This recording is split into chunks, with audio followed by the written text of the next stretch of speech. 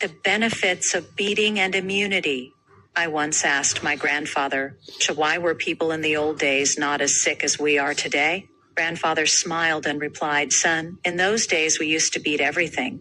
Since the day we stopped beating, we started falling sick. I asked, how's that? He laughed and said, we used to bring grains from the fields and beat them at home. Spices were freshly beaten at home too. Sometimes the elder brother would beat the younger one, and when the younger complained, mother would beat the elder. Occasionally, even grandfather would beat the grandson. So, beating was a continuous practice. Mother would beat millet to cook porridge.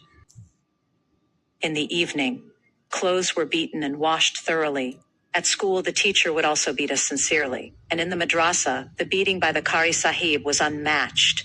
Everywhere, beating was a routine. That's why no disease dared to come close. Everyone's immunity stayed strong. When a child refused to bathe in winter, the mother first beat him to strengthen his immunity, then bathed him. If a child refused to eat, the mother first beat him, then fed him. If there was a complaint from school, the father would beat. And if the child made excuses to skip school, the mother would beat again.